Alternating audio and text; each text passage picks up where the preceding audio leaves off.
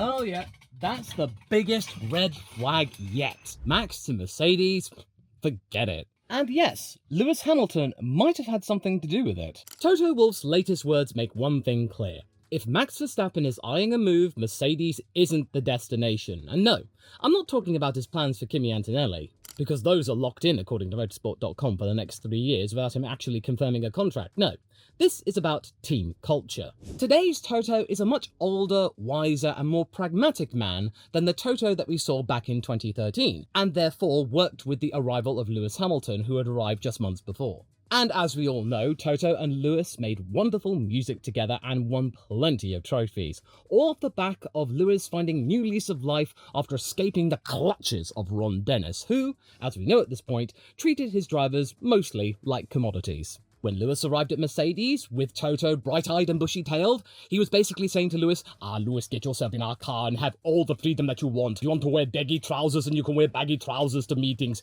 If you wish to talk about your music, you can talk about your music, just so long as you drive really well. And, well, Lewis drove very well, let's just say that. And perhaps that experience is partly why Max Verstappen may not find himself racing for the Silver Arrows anytime soon, because now Toto Wolff knows exactly what defines Mercedes, whereas back in 2013, it was a little bit more open to interpretation. And maybe Toto himself has now finally recognised that he just needs to accept that he let Max get away back then and there's nothing more he can do about it. He should have got the Dutchman when he had the chance, before he became the titan that he is today. Because back in 2014, the door cracked open, but Toto wasn't ready to push it wide. Now, with homegrown talent and a team-first mantra firmly in place, Verstappen simply doesn't fit, no matter how hard you wish to say that Toto wants success. Yes, he would bring unmatched speed and a tidal wave of fans, Max, but the cost? Money, politics, culture, that's a price Mercedes won't pay in 2025.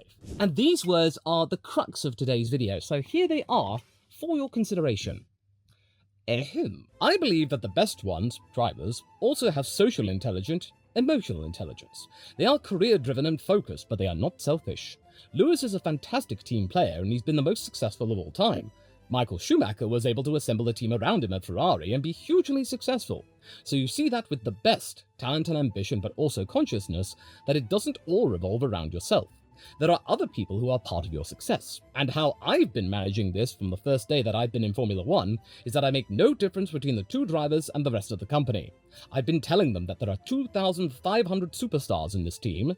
Whether they work in the machine shop, in the cleaning, in aerodynamics, or driving the car, I'm not going to treat you any differently than any of the other people. If you are selfish and you put our joint success at risk, or you damage our brand, then I'm going to be ruthless about it. You have no part in this team.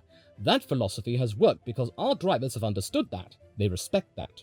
They care that everybody you know is part of the success, and they realize that when they crash into each other, people can't pay their mortgages because they don't earn their bonuses.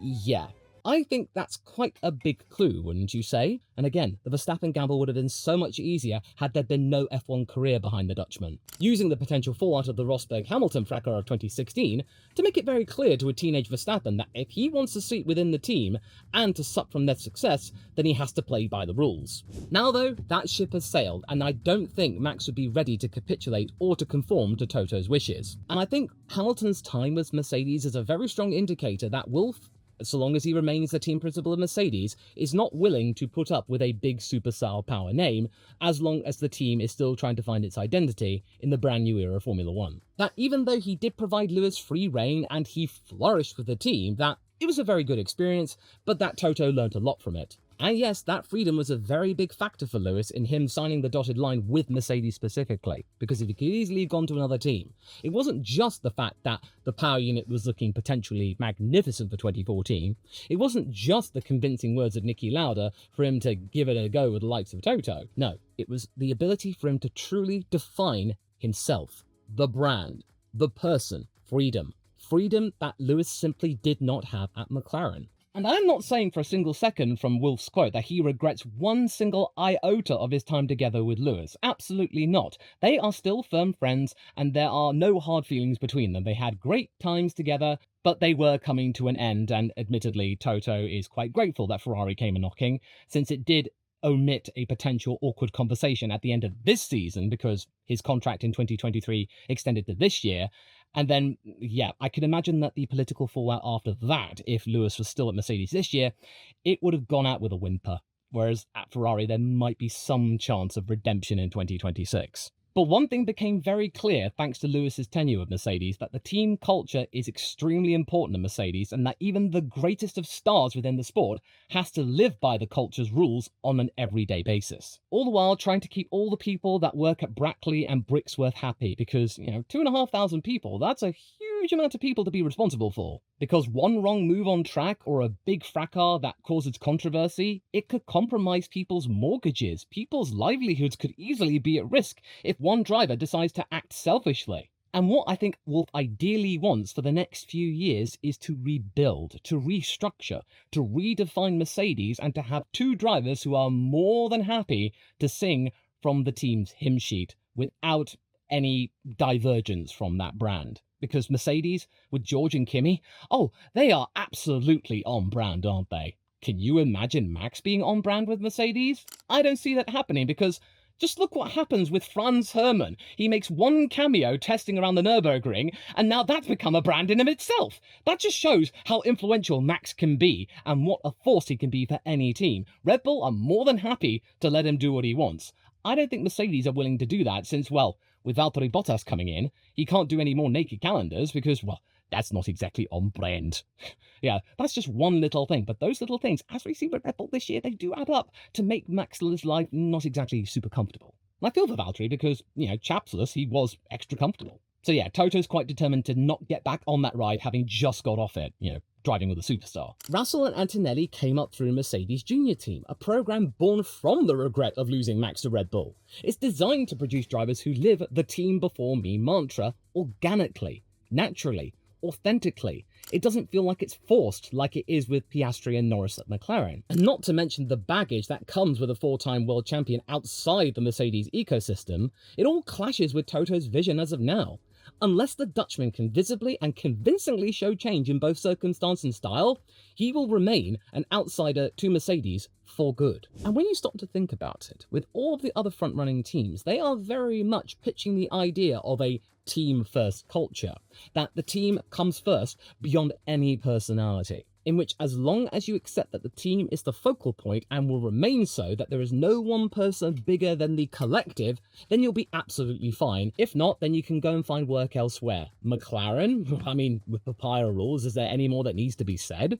Williams, James Vowles is just a vassal of Toto Wolff, so it goes without saying he'd be parroting the same things that Wolff says, albeit justifiably so. Ferrari, that's codified now practically in religious terms, and yes, they have accepted big-name stars in the past, but even the likes of Fernando, when he signed up with Vettel, for example, they all understood the significance of Ferrari and that the team was a whole, one glorious whole. Well, maybe not so glorious at the moment, it's not quite as prestigious as it once was, but needless to say, you understood where you were within the pecking order at Ferrari. No one person was bigger than it, not even Michael Schumacher, and he was pretty big. Take Alain Prost, for example. Once he fell out of favour with the team and started to vocalise his displeasure, he did not last long. Although, if you watch the recently made docuseries about his career, you quickly start to realise why he might have been so overtly scathing of Ferrari. But yeah, do whatever you can to watch that series on iPlayer. It is extremely illuminating. Because Renault and Honda, they backstabbed him hard, and you just feel like many times watching it, you just go, Oh, so that's what it was all about. And it could easily redefine how you view Ayrton Senna. But anyway, back to Mercedes and Max. I think it's quite safe to say that Mercedes of 2025 is very much a well-defined brand now, which Wolff himself has formed, and now both drivers are showcasing completely. Lewis was understandably allowed a degree of freedom since, that was one of the reasons he came to the team in the first place, and it meant that he could have a bit of separation from the more meme-worthy examples that we see on social media from the team. You know what I'm talking about, "Hello, welcome to Skibbity Toilet Baku, my dudes." Yeah, George is quite willing to play that game, and as for Kimi Antonelli, he, like many of the other rookies, is chronically online. He is a total meme lord. He would be more than happy to toe the line with the social media team of the Mercedes. Yeah, Mercedes is in a very good place when it comes to PR. And yes, I know what you're going to be saying regarding the likes of George Russell, that he might be getting a little bit impatient regarding a contract announcement because the lack of a contract is still a very big talking point. And of course, there's also the situation where, as many people pointed out, that if he were to be available, that the Austrian, Toto, would sign up Max Verstappen in a heartbeat. I will admit that in the last 12 months, there have been many examples, if there were a snifter that there were to come to pass, then it obviously would happen, Max going to Mercedes. Especially in the wake of Lewis Hamilton announcing his departure from Mercedes to go to Ferrari, and it was then further exacerbated in the Drive to Survive docuseries that came out a couple of months ago, that Toto had some kind of pact with Lewis that he wouldn't even go near Max as long as Hamilton was a Mercedes driver. Well, he was no longer going to be a Mercedes driver, so Toto was free to make some contact with Verstappen's team. And then there was this article from Forbes.com days before the Hungarian GP, days before Lewis and Max made contact, which therefore would make the advancements of Toto age like milk. Would he really want that kind of driver with his team if there were moments that Max could blow his lid? But anyway, here is the article for your consideration. Yeah, the whole situation regarding a move. I think we still need to look at ourselves and say, what can we do in order to have a car that is able to race with these two at the front and do it more regularly? And I think that this is a moment where we can say that we can be a port or destination for the best drivers, including Max, but we're not there yet. So if I was him, I wouldn't be considering such a move yet. The same article points to even earlier in 2024 when Toto outright said he would love to have Max, but only when the car was sorted out and not before. Well, you might ask, the car is sorted out now, right? The team are second in the constructors and look the most stable out of all the frontrunners, even McLaren, because yes, they have a strong car, but their driver situation is a ticking time bomb, no matter how much the management is artificially trying to avert said disaster. With Toto, life's good right now. But as we have seen from various interviews, it matters not if Toto and Mercedes are second place in the constructors. As far as the team principal is concerned, it makes not one jot of difference if the team is second in the constructors or if they are fourth. They didn't win. They lost to a better team, which Toto has categorically said is McLaren. They've made a car which is better than theirs, and until they can provide a car which can win constructors titles and drivers titles importantly, then yeah, they're not back to where they want to be. So therefore, courting Verstappen is an absolute no-go, even at the best of times, even if Toto desperately wanted the Dutchman. Whereas it's becoming quite clear right now, he's over him. And then there's this article from ESPN, which I did talk about at the start of the year, and has seemingly gone under the radar again, where Toto specifically said that Max is not on their radar anymore, which was why I was confident back then that Mercedes would not pivot from then on. But the rumours would keep going anyway just because of the power unit argument. Now, that's all very well and good. There are many articles pointing to Mercedes having potentially the best power unit for 2026, but that is still in the future. We will only know for sure at the back end of next year about where everybody lies, because development is going to be very important. That, as Aston Martin proved a couple of years ago, you can start off the season with a fantastic car, but if your development path goes skew-whiff, it doesn't make a difference. It doesn't matter. You have to start off good and then end up great. Or if you start off great, you have to remain great. And even if you kick the can regarding Verstappen to Mercedes to 2027, it still wouldn't work, because this contract that may be coming for the British Grand Prix or sometime in the summer break might be pointing to a 2+1 deal for the likes of Kimi and George. So that means Verstappen would be iced out anyway. Well, I mean, they'd be at least locked in through 2028, which is the backbone of this video, the Racing News 365 piece. It's so significant from my point of view. It's the clearest hint that Max just won't work in this current guise of Mercedes. He's simply too good, too defined, too anti-Mercedes. World-class talent is tempting, but only when timing, cost and culture align, and right now they don't. And one more example for you from the official F1 website, this quote from September of last year. Our focus in the team is on George and Kimi. But come on, Law, things can easily change. Contracts can easily be completely torn to pieces. As you said in your Albon video not that long ago, that it's only a contract defined by the value of the paper that it's printed on. That, say for example, Max Verstappen's manager, Raymond Vermeulen, gets in contact with Toto. Toto will surely pick up the phone, right? Well, I certainly think Toto wouldn't put it straight to voicemail. I think he would pick up the receiver, but I don't think he would say yes immediately. There would be some questions for Max to answer, and for Max, he would have to answer these questions 3. First, is Verstappen 100% no holds barred available, no strings attached, and is he affordable given the brand new cost cap for 2026? And if he were to be, say for example, $100 million a year, would the Mercedes board be willing to comply with that? Would he simply be too expensive? You got to admit that George and Kimi at the moment, they are very good value. They are very cost effective as to where Mercedes are in the constructors. Second, would Max accept a joint leadership position alongside either Russell or Antonelli? It depends which one would make a move. Which, honestly, given that Antonelli has a long-term future with Mercedes based on Toto's comments, it would most likely be Russell, if at all. And third, if Max can categorically say truthfully, honestly, and authentically that he would believe in the team and trust the team, and that things would not revolve around his good self. And if Max is not willing to answer yes to all three, then goodbye. Now let me make this clear. Wolff's stance regarding the suitability of Max Verstappen is not a personal attack toward him, but more of a public reminder to us all of the house rules of Mercedes as of this year. Max in various interviews has shown that he can play by the team game, that he is willing to back up the representatives of the Red Bull outfit 100%. I mean, may I remind you of the instance of the interview with Ted Kravitz in recent times. Kravitz was trying to single out one particular person for the responsibility of a certain action, and Max was having none of it. And then the admittance of wrongdoing at the Spanish Grand Prix when he did tap into George. Yeah, we all didn't expect Max would say a single thing, that he would just move on. But then he did go on to admit that,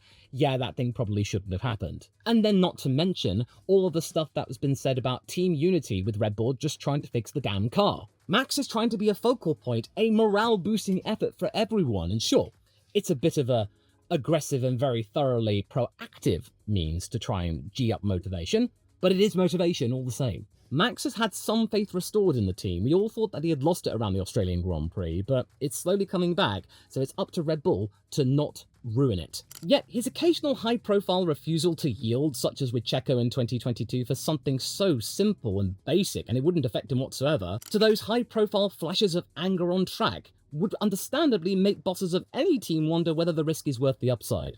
That doesn't mean Toto won't have Max's back, though, because as we saw after Canada, he is more than happy to elevate Verstappen above Red Bull and exonerate him of any wrongdoing in relation to conduct with teams or compromising his own drivers, the whole safety car malarkey and brake testing, etc. In that, Toto straight up accused Red Bull of time-wasting and desperate tactics, whilst removing Max from any responsibility. To some, understandably, they'd be thinking, well, that's just the case of Toto flirting, to make it clear that he believes Max is the greatest of all time, and that he deserves respect. And yeah, I think any person would say that Max deserves a modicum of respect, given what he's been able to achieve. I think it's not only that, but also a means, an opportunity, with Mercedes coming good and starting to gain a good foothold at the end of this regulation cycle, which they absolutely have detested and struggled with, to shove some contempt and derision toward Christian Horner, like the good old days, as they would say. Toward Horner, toward Red Bull, and maybe, just on the outside peripheries, maybe to do with long-term insurance, just in case. Just in case. You never know. Just in case George and Kimi move on to another team for another challenge, or if they implode and then their relationship becomes untenable and Toto is not willing to put up with it for 1 second longer than he has to. So it's basically a backup plan to a backup plan to a backup plan. But if George and Kimi prove to be absolutely, utterly in sync, and they can easily work together amicably despite fighting potentially for a world championship, that the Mercedes junior team program has worked to full effect, that they get Mercedes, they get what is expected of them, and that they don't put their own self-interest above the entire unit, all 2,500 people, then it would be an absolute win. There'd be no need for Mercedes AMG Petronas Formula One team to change their lineup for a good long while, especially if they're successful. Time is good. In an ideal situation, if one driver turned out to be better than the other one, then they would get their opportunity, and then they would just begin again the following year, right from ground zero. They could be like McLaren and potentially have a lineup for a very long time, except it would be so much more genuine and real and believable. Mainly because George and Kimi have been browbeaten to believe that way throughout their time in the junior ranks. So, if Mercedes is off the table, where could Max realistically go if he is looking to get out of the Red Bull machine in the next couple of years? The truth is that Verstappen isn't really beholden to Formula One. Formula One does not define Max Verstappen. He can do just about anything that he wants to do. GT racing, sim racing, ensuring that Franz Hermann's career gets off on a good note. Or maybe some other kind of bold move that we're not privy to. His next chapter of his story is his to make. He's very much established himself as one of the most formidable racers of all time, whether you love him or hate him. It's now more of a case of what he wants to do next, because next year is very much going to be a year where Max is going to be a Red Bull driver without question, since, according to various reports,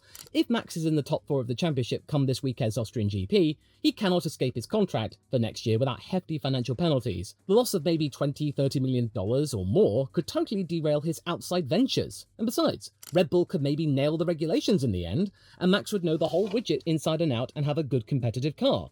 But there's an equal chance they won't, and that Max may not be done with Formula 1 just yet. So when you take Toto's own words into account, and George and Kimi are very much locked down with that team for the years to come, then Aston Martin may be a potentially good operation that Max could find himself in. In comparison to all of the other big teams, Aston Martin's slate is relatively clean. It is not truly defined, because this Aston Martin of 2025 is going to be completely different to the Aston Martin of 2026. If Max were to eventually come in, he would be getting in relatively close to the ground floor, and therefore could define where that team goes for the rest of the 2020s. They're best poised to offer Max several things that Mercedes can't or won't put on the table. But at the same time, the picture is not as simple as green lights for green cars. Yes, the Silverstein team does have a works Honda engine in the back of their car, a power unit which Max understands more than a switch to another supplier could. They do have Adrian Newey's full-time attention, and, if the Saudi Public Investment Fund takeover rumours prove accurate, a record salary. Even though Max has said that money isn't everything. As of now, Toto Wolff cannot match that package. And again, he is, Toto, committed to George and Kimi. He wants to see that experiment flourish and see where Mercedes goes in their life post-Hamilton. They do not want their entire time in Formula 1 since they became a works team in 2010, again since the 50s, to be defined by Lewis alone. They want it to be defined by multiple drivers. To realise the team-first culture for himself, for having a legacy that he then can pass on to somebody else should he choose to retire by the end of the decade. And whether or not the Aston situation or the pitch or the offers they could possibly bring Verstappen actually bear fruit, it relies on 3 big what-ifs. If Alonso or Lance Stroll move aside, if the Newey Honda project produces a genuinely fast car right out of the gate, and if Red Bull's own form slips further downward. Yeah, right now, at Aston Martin, the door is ajar. It is open for discussion. Whereas I think the door at Mercedes has been bolted absolutely shut. And with his latest article, Toto has also locked the door and thrown away the key. Because this situation isn't just about lap times. He's not just seeking out success. Toto is seeking to build the identity, the loyalty, and trust within Mercedes as it is. And I think whatever happens, we will have to wait until next year to see what happens, because if Aston Martin can produce a pretty good car right out of the gate, and then develop it under Adrian Newey into becoming a really great car, then that's an immediately really strong and healthy sign that in that development cycle, there is potential for it to get even better. Because again, the MR23 is a stark reminder to us all. You can produce a great car out of the gate, but if you can't develop it properly and then it completely trails off, then yeah, that doesn't count for Stuttgart. So expect a beady eye to come from Max Verstappen next year, as well as many sweating brows from his side of the garage at Red Bull. Because Aston Martin next year will be very much in car salesman mode, whereas Mercedes, I think, will be just off doing their own thing, whether they're successful or they turn out to be just in the mix for the front-running pack. They've got 2 good drivers who may be relatively inexpensive, and 2 drivers they are very much in full control of, and 2 drivers who very much know their place, and if they have a team which is actually really good, if not great, then why would you want to muck it up? Toto might have some regrets, he might be musing what might have been had he signed Max back then, but I think he is also quite happy with his lot at the moment, with 2 drivers who get Mercedes entirely. But supposing Toto did grab Max back then, how would it have gone? For one potential outcome of this scenario, as well as 7 other sliding doors of Formula 1's history, watch this video next, straight after this one.